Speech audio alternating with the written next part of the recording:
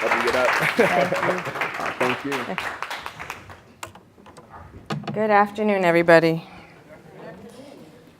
I am going to try not to look behind me, so I also brought my copy of my PowerPoint. I, too, am an economist, but I decided to focus on community economic development, and particularly cooperatives, because I hate all those gloom and doom statistics. So I use them as the context for what we need to do and what we should do differently, but I try not to stress on them too much. So let's see. Did I do that? Oops. It was working when I was down there. Oh, there we go. I was pressing the wrong one. Okay, so first I need to just start by acknowledging the original occupants of the land. I think they're the Anishinaabe First Nations. Hopefully I didn't massacre that word too badly. But especially because I work on cooperative ownership and African American community justice, I always start with the original occupants of the land, because so much of our history here is about asset stripping and genocide and other forms of economic exploitation, and the solutions I'm looking at are for us to address that history. And so I also stand on the shoulders of my own personal ancestors, but also all those who labor without just compensation, and especially those throughout history who have worked for liberation through cooperative economics and cooperative ownership. So one of my heroes is W.E.B. Du Bois, who some of you may have heard of. He's a relatively famous African-American scholar. Most people know about him for other reasons. He also happens to be a scholar of cooperative economics and wrote the only other book on the topic in addition to mine. And so I use, and you'll see I actually have two quotes from him, but this one I thought was a good way to start because we are talking about being at this crossroads. We're at crossroads in a number of ways, but we're also at a crossroads because once again, we're about to go into another recession without having really recovered from the previous one. And once again, some of us are saying there's got to be another way to do this. So I don't know if I need to read this out to you, but I will, I guess. Du Bois in 1907 actually called a conference similar to this on black business development and cooperative ownership in Atlanta University. It was the 12th annual conference that he had on Black lives. And he says, at this conference that we unwittingly stand hesitating at the crossroads, one way leading to the old trodden ways of grasping fierce individualistic competition. See, I can't even say that word. And to get wealth at the expense of the general well-being, or the other way leading to cooperation and capital and labor, massing of small savings, wide distribution of capital, and more general equality of wealth and comfort. And of course, we're at that crossroads again today. I think we've been at it lots of times, but especially for African Americans. You didn't get all the gloom and doom about African Americans, but we're always in worse shape than the economy, so whatever you heard about the economy is like triple for African Americans. I decided not to list all the specific statistics, whether for us nationally or for you guys here in Grand Rapids, but you know there's growing economic inequality, and perhaps it will get worse, or maybe I shouldn't have said perhaps, it'll get worse in the next 4 years. We know that the last recovery was pretty much a jobless recovery, and as was said at the beginning, it was a recovery mostly for the top people, right? They recovered, the rest of us never really recovered. We know there's high income inequality, there's also huge wealth inequality, and I think we'll get into that in the afternoon panel, or this is the afternoon, but you know, the later panel. Poverty, gentrification, what little I saw of your beautiful city was exciting to see how it's been growing and developing, but I also know that growth and development comes with gentrification, which means low-income people and people of color usually get pushed out, pushed back, pushed away. And so we need ideas about how not to let that happen. And so those old trodden ways of individualism are really not working, at least not for the people that I care about and probably the people that you care about. So what do we do? What if we choose the cooperative route?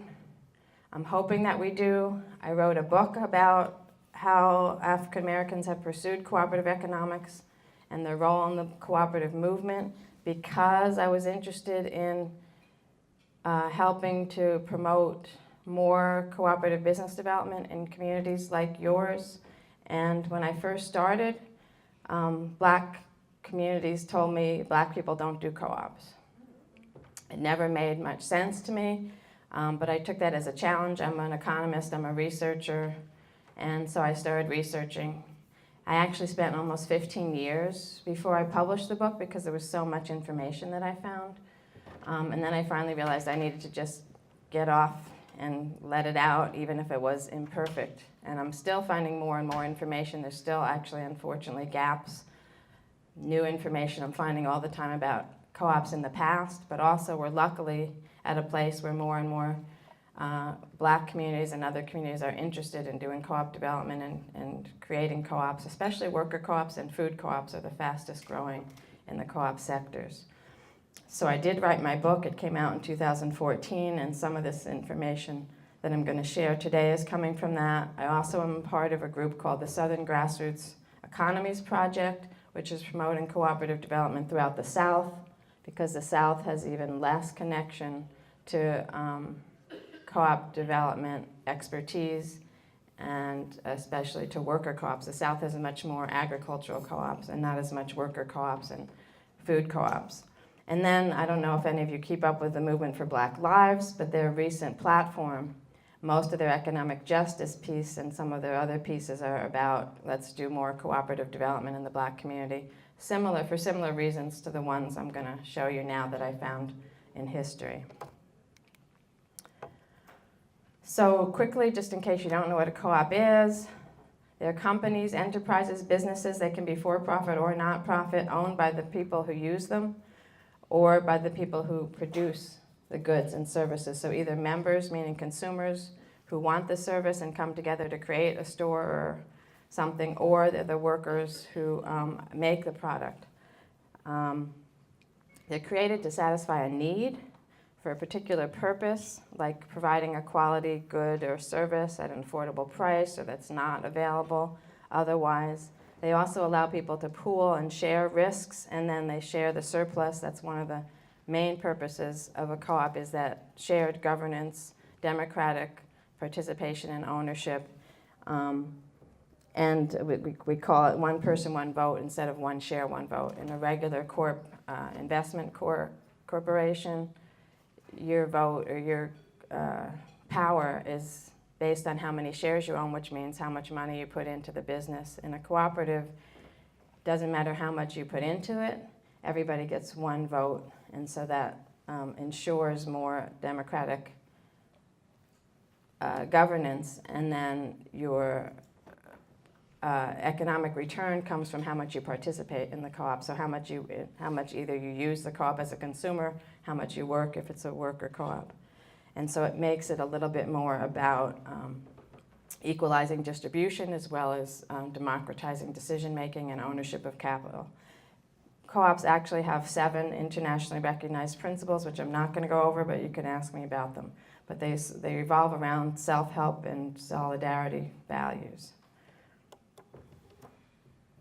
And then the types I've been saying are consumer-owned, like a food co-op. Consumers who want to buy healthy food come together and form a store that then sells the kind of food they want, or can be even access to food these days, not just whether you want healthy food. Producer-owned is more the producers who own it, either like farmers who then own a second-level co-op to do their marketing and processing, or an artists who own a co-op together to get their artwork out. Those are producer co-ops, and then worker-owned. The employees own the company themselves. And we find co-ops in every single sector. People are always asking me, what's the best sector? Where are the most co-ops? The most co-ops are credit unions, the ag marketing co-ops, housing co-ops.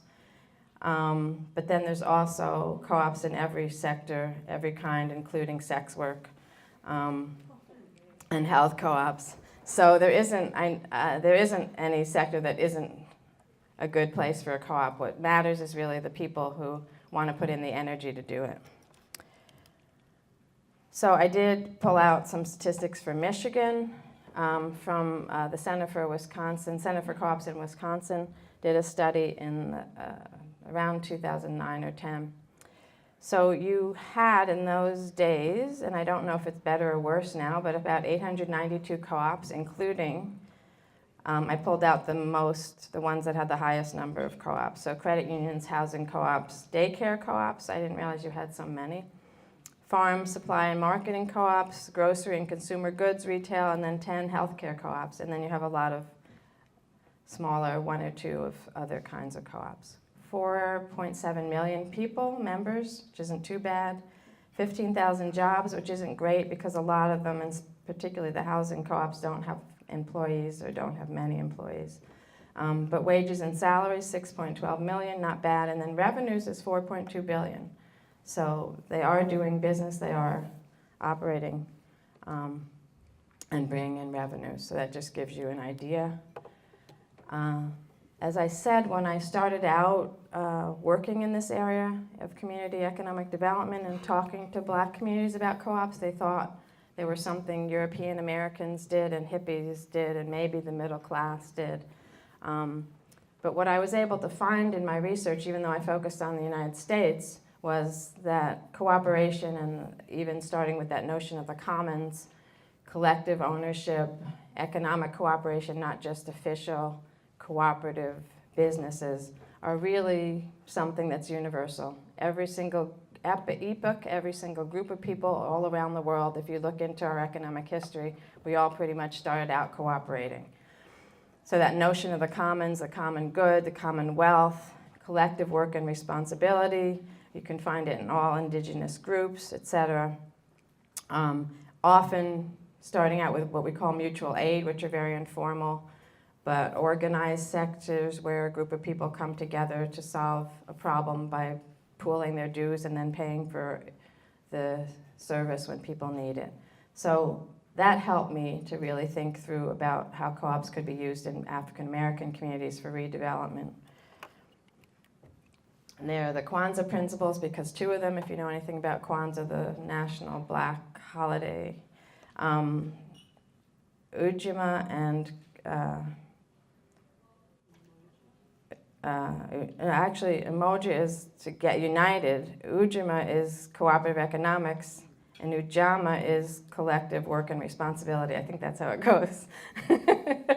So they're built in that sense to reflect back to some of the African customs and religions and economics, and also we celebrate them. It's another way to pull Black communities in who celebrate Kwanzaa to remind them that even those principles are really about economics, not just culture.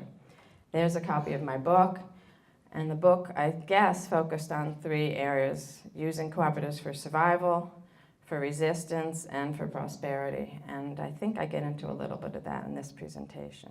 Oops, sorry. There's the book, sorry. So African Americans have used co-ops, I found, really as a response to economic discrimination and marginalization. So searching for alternative solutions to address that marginalization, the economic discrimination, oppression, being left out of jobs when you did get, being left out of jobs or being treated horribly when you did get jobs.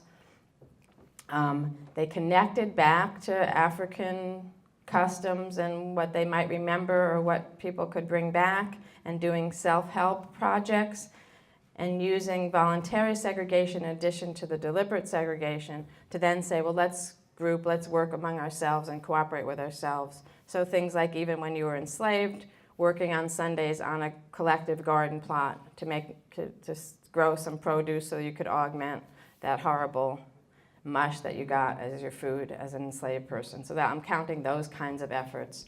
And then throughout our history, we formalized those relationships more and more, so that by the time the US had co-op law, we were also incorporating as co-ops. And the co-ops also, the last thing, bullet point there, is the chance to really design and manage the goods and services according to your cultural group, what you needed, instead of having to just buy from a store that didn't have the kind of products you wanted, or didn't treat you well, or didn't let you try on the clothes, right? Those were some of the things that happened. And so co-ops really allowed all these different pieces and economic development for all these different reasons. And so it became, by the 20th century, I'm able to really actually ferret out how it became a strategy to really be a tool for economic development when you weren't allowed to be involved in the mainstream economy, for humanizing the economy when you were in the economy, and for providing some economic independence, especially to use for civil rights and other liberation struggles. And so you'll see, or you might see if you read the book, and I'll try to bring you through the history here of how sometimes, like in the Great Depression, you first came together and discovered and created co-ops because you just had nothing and you needed to pool resources to have anything, to strategies to say we need to own stuff and be in control of our own economy, because when we go out and fight for political rights or go register to vote, we're retaliated against economically and we need to own our own or have some control of our own, that kind of thing. Am I on the same place? Yes. So Du Bois, again, actually proposed economic cooperation as the only effective and practical solution against economic inequality for African Americans. And he actually thought if we really embraced the co-op model, we would position ourselves in the forefront of organizational and industrial development. And we could, he has a quote, which I'm not going to give you because I have a better one in here, but he talked about entering the new city as men, not mules, right? So the new city being the sort of industrialized world, and instead of being the mules of society like we always had been, we could be men and women in charge of our own economies. So his other great quote is this one, which he actually said in the Crisis magazine in 1933. So you can see, he actually wrote a book in 1907 about black co-ops and did that conference. By 1933, he's still talking about co-ops, but again, not well known for this. And this is sort of the quote for me about where we could go if we chose that cooperative route, right? We can, by consumers' and producers' cooperation, establish a progressively self-supporting economy that would wield the majority of our people into an impregnable economic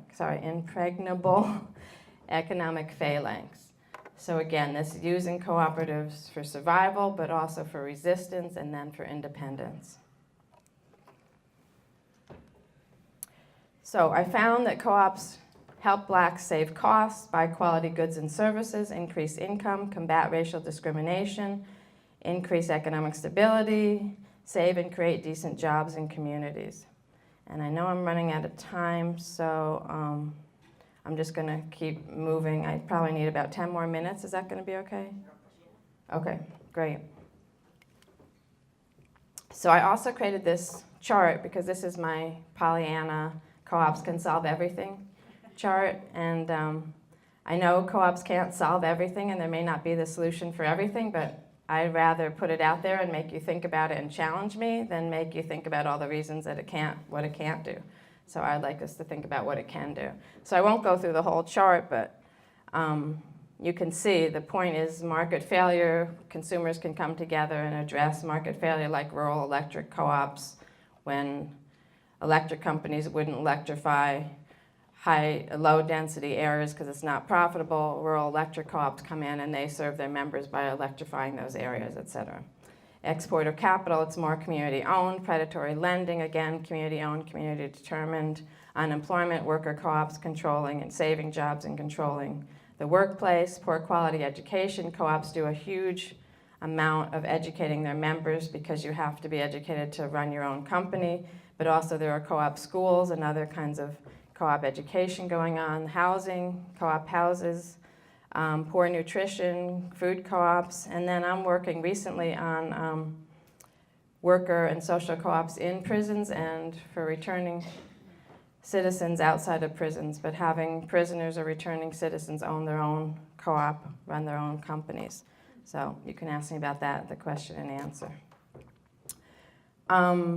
These are the important components. You need adequate resources, obviously. You need some kind of management training, especially because co-ops need democratic management.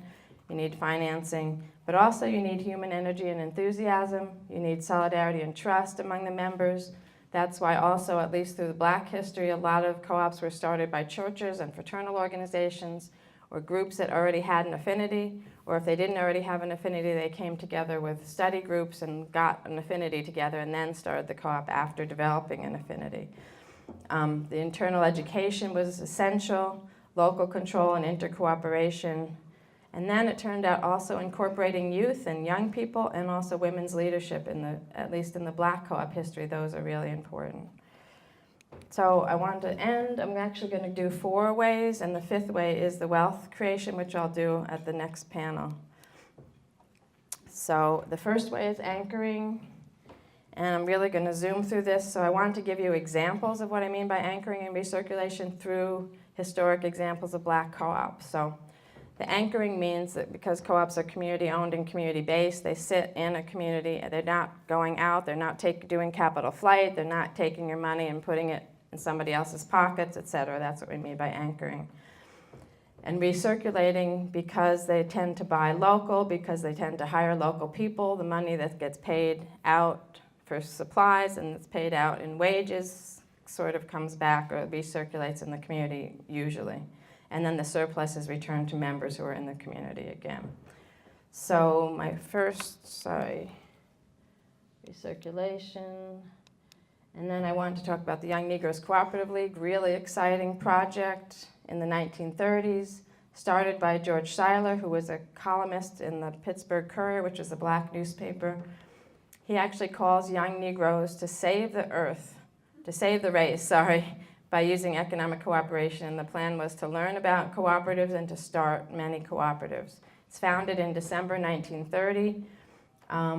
Schuyler becomes president, and Ella Jo Baker, who many of you might know because of her work with SNCC and SCLC in the 50s and 60s. This is the 30s. She's just out of college. She actually cuts her teeth in the co-op movement and learns all about grassroots economic organizing and democratic ownership through the co-op movement. And the goal is to form a coalition of local co-ops and buying clubs that would then build up regionally into a national organization. Not a national organization. They have the national organization. They wanted a national system of co-ops, Black co-ops that would support each other and interlock with each other. A really exciting plan. Unfortunately, they don't get very far. They only last about 5 years, but still, it's an important movement, and they start some co-ops, but they also, like in Ella Baker's case, really create someone who then is going to spend her lifetime organizing people for grassroots democratic leadership and participation. And she spends a lot of years actually on co-op boards and things like that, even though the Young Negroes Cooperative League is gone.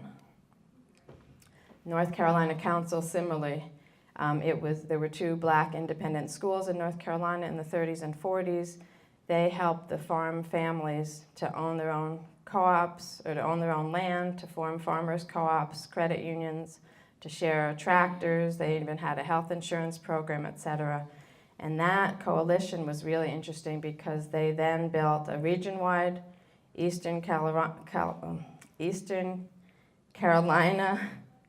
coalition that then was able to connect with the state agriculture department and do a whole co-op and credit union training program. And you'll see that within 12 years, they went from 3 Black credit unions to 98 and 48 other co-ops, 9 consumer stores, 32 machine co-ops, 4 curb markets, 2 health associations, 1 housing project.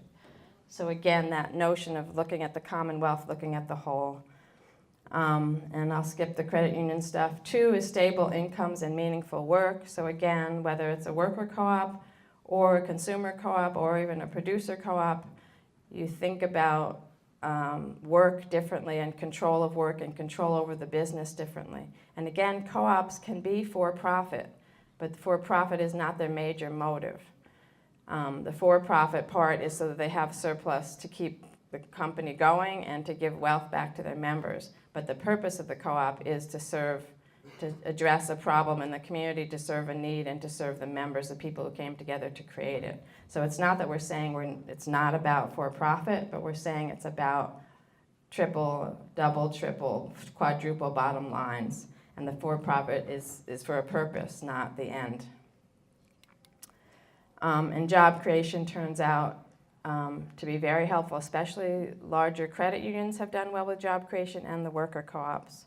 And let's see, I think I have an example. Again, in the 30s, you'll find, if you follow my work, that I found most of the co-ops in the 1930s and 40s. Also, a huge prolific time was the 1880s and the 1960s and 70s.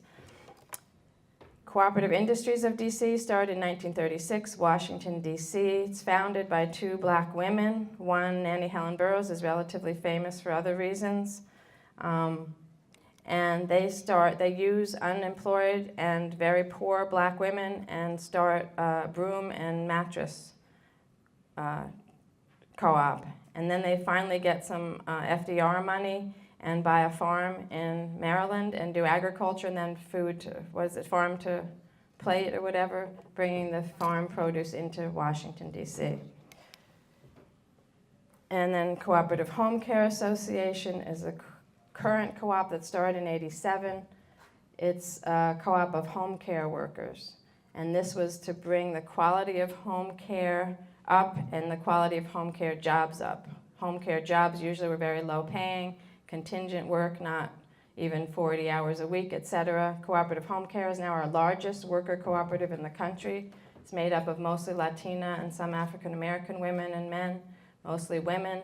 And it's able to provide living wages, banking, services, benefits, all the regular benefits that you can think of, and ownership to now it's almost 2,000 women and some men. So building wealth, I said I'm going to talk about next time. Don't worry, when next time I mean this after a little in an hour. And so the last one, is it last? 4 or 5, anyways, one of the last ones, because I know my time is up. Yeah, so that would be 5, and this one's 4. So economic and environmental stability, again, cooperatives, because they're place-based, because they're community-owned, tend to focus on stabilizing their communities. That's part of the anchoring, but also sustaining the business as well as they can, and often are environmentally sustainable. And now lately, there's been some co-ops developed to be sustainable as well as to be cooperative. So Green Worker Cooperatives in the South Bronx actually trains people to start their own worker co-ops, but for green jobs. So either in recycling or health, organic foods or other kind of green work. And the point is, if you want to do environmental sustainability, the values that come with environmental issues also are the similar values you might want in the kind of work you produce and the kind of workers you want. And so doing worker-owned co-ops and collective ownership and making it green so you can tap into some of the newer markets and the newer needs in your community, that combination is really important. Another kind of green worker co-op is Equal Exchange. You might not know about it out here in the Midwest, but it's a co-op that does fair trade. They start out with coffee and then tea, and now I think they have chocolate and nuts. But their notion was to work with co-op farmers in the rest of the world to provide coffee and tea and to give them to pay them fairly, to have them actually co-owners of the consumer co-op. And then, it's a worker co-op, so the farmers are co-owners, and then the worker co-op gives them fair pay for their coffee and that kind of thing. It's grown sustainably and ecologically, and then the workers themselves in Equal Exchange are all worker owners. And so that, again, that seamless kind of commonwealth of every level of production and sales is about cooperatives. So I'm gonna finish by talking about this increasing economic independence. I'll give you one more example with Freedom Quilting Bee. Freedom Quilting Bee started in 1967 in Alabama. Sharecropping women, I think you all know what sharecropping was. Blacks renting land from large plantation owners at unequal, unfair relationships. Usually it was debt peonage, because when you start sharecropping, you need to still buy the seed and the materials and the tractors and stuff from the same landowner that you're leasing the land from. By the time you finish, you get paid by 1/3 of the harvest, but the landowner is the one who determines what the harvest is worth and also determines what you owe all those years, all those months of borrowing against the harvest, and so you often come out in debt when you start the next year in debt in the same position. These women were also making quilts in the winter. A priest actually saw them and told him he thought he could sell them in the north. He took a bunch, brought back $1,000, and they started the co-op. They realized they could actually make money selling quilts. They, in the first couple of years, they earned enough money to buy land and to create a sewing plant. So instead of sewing in their homes, they now were sewing in their own factory.